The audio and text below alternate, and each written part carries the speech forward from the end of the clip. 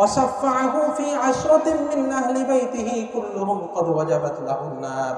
আল্লাহ তাআলা কাল কিয়ামতের ময়দানে তাকে এমন ক্যাপাসিটি দান করবে, সে তার পাড়া প্রতিবেশীর মধ্যে, নিজের আত্মীয় স্বজনদের মধ্যে 10 জন জাহান্নামী মানুষকে জাহান্নাম থেকে মুক্ত করে জান্নাতে ঢুকিয়ে দেওয়ার সুপারিশ করতে পারবে। সুবহানাল্লাহ।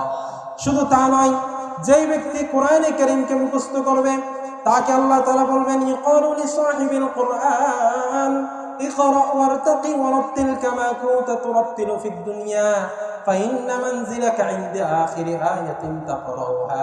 কাল কিয়ামতের ময়দানে হাফেজে কোরআনকে জান্নাতের মধ্যে আল্লাহ তাআলা বলবেন, ওগো আমার হাফেজে কোরআনরা, তোমরা আমার আয়াতগুলোকে পাঠ করতে শুরু করো। হাফেজরা আলিফ লাম মিম আলহামদুলিল্লাহি রাব্বিল আলামিন থেকে তিলাওয়াত করা শুরু করবে। একটা আয়াত তিলাওয়াত করবে, একটা তলা উপরে উঠবে, আরেকটা আয়াত তিলাওয়াত করবে, আরেক তলা উপরে উঠবে। এইভাবে 6666 আয়াত হাফেজে কোরআনরা পড়বে। 6666 আয়াত বিশিষ্ট একটা ঘরের মালিক হাফেজে কোরআনরা হয়ে যাবে। সুবহানাল্লাহ। জান্নাতের ঘর দুনিয়ার ঘরের মতো নয়। জান্নাতের ঘর কেমন ঘর? যেই ঘরের এক একটি ইট হবে স্বর্ণের, এক একটি ইট হবে রৌপ্যের, এক একটি ইট হবে ইয়াকুত পাথরের। জান্নাতের একটি হুরের একটি যে তুতু আছে, এই পুরো পৃথিবীটা সেই তুতুর পরিমাণও হবে না।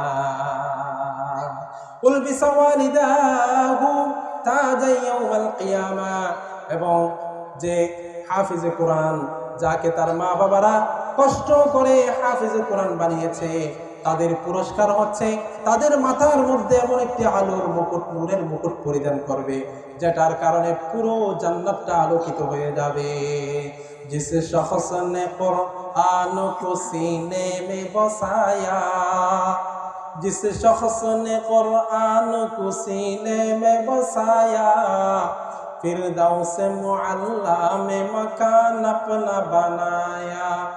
जिस शख्स की औलाद हुए हाफिज कुरान, महशर में मिलेगा उसे एक ताज दुरख्शा। 10 अहल जहन्नम की सिफारिश वो करेगा, फिरदौस में लेकर वो उन्हें साथ चलेगा।